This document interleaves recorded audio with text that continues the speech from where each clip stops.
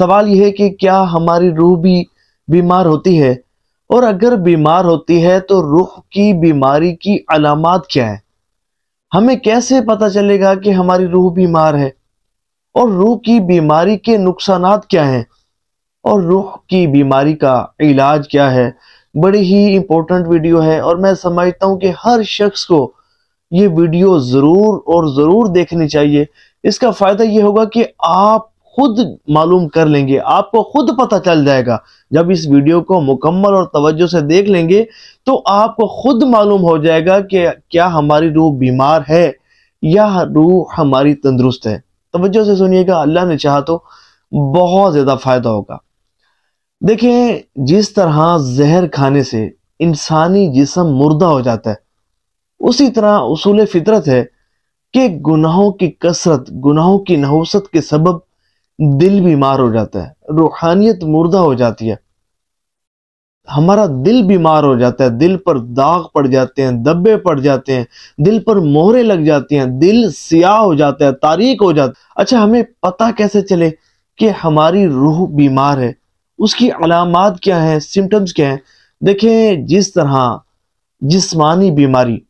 Diagnosis ہو جاتی ہے، جسمانی بیماریوں کے متعلق پتہ چل جاتا ہے کہ فلاں بندے کو فلاں مرض ہے یا فلاں بندے کو فلاں مرض ہے، ڈائگنوس ہو جاتا ہے، ٹیسٹ ہو جاتے ہیں، تو اسی طرح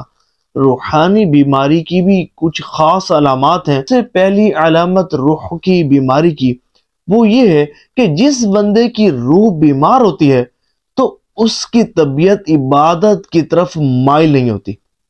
عبادت کرنے کا دل نہیں کرتا، نفس بہت سستی میں مبتلا کر دیتا ہے، اور بندہ سمجھے کہ عبادت کرنا اس کے لیے بہت مشکل ہو جاتا ہے۔ اس کے برعکس گناہ کرنا اس کے لیے بڑا آسان ہو جاتا ہے، اور سمجھے کہ ایک تسبیح اس کے لیے درود پاک کے پڑھنا بڑا مشکل ہو جاتا ہے، لیکن 3 گھنٹے کی فلم ڈرامہ دیکھنا اس کے لیے بہت آسان ہو جاتا ہے۔ گھنٹوں بیٹھ کر بندہ گپ شپ لگاتا رہے گا، لیکن نماز پڑھنے کی توفیق نہیں ملے گی۔ اور یہ جو بڑی ایک علامت روح کی بیماری کی، دل کی بیماری کی، وہ یہ کہ ایسا شخص کہ جس کا دل بیمار ہوگا نا، آپ اس کو مسجد میں لے کر جائیں، پہلے تو وہ بڑی مشکل سے مسجد میں جائے گا، وہ بہانے بنائے گا، حیلے بہانے بنائے گا اور ٹال مٹول کرے گا۔ اب وہ کہے گا اچھا میں آتا ہوں تھوڑی دیر تک، فلاں کام ہے، میرے کپڑے ٹھیک نہیں ہیں، فلاں معاملہ، ابھی میں آتا ہوں، تھوڑی دیر تک آتا ہوں۔ اچھا، بالفرض آپ نے کوشش کی اور آپ کھینچ کھانچ کر اس شخص کو مسجد میں لے بھی گئے، تو وہ مسجد میں اس طرح تڑپتا ہے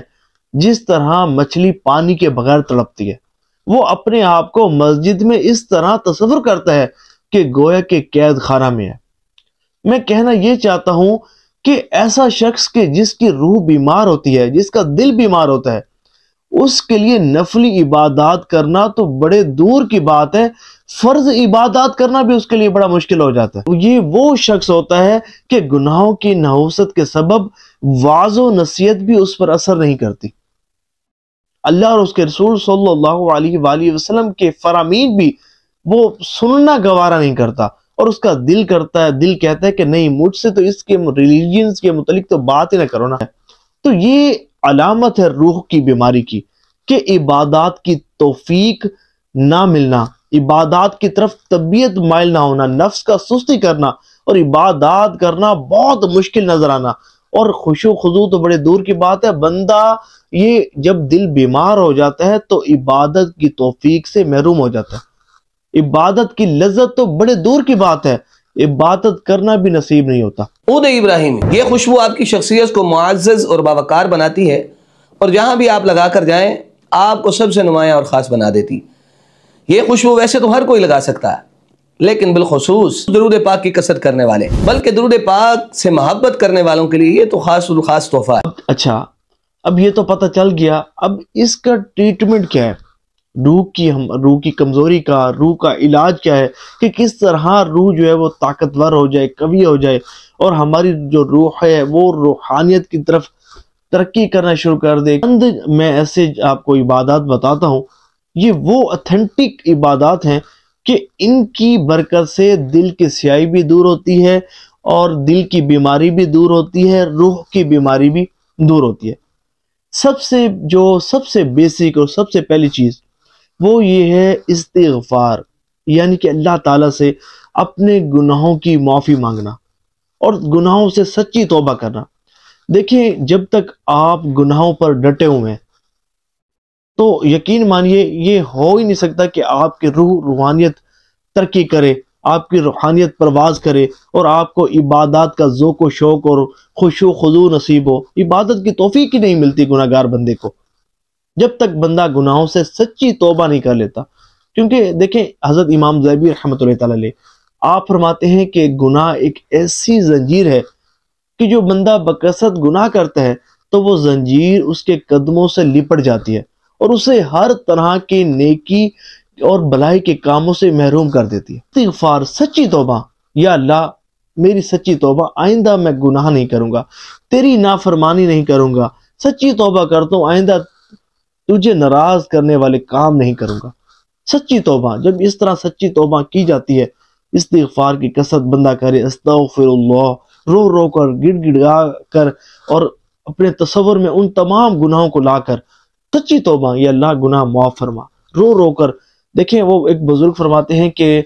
اپنے گناہوں کے سمندر کو آنسوں کے پانی سے دھو ڈالو۔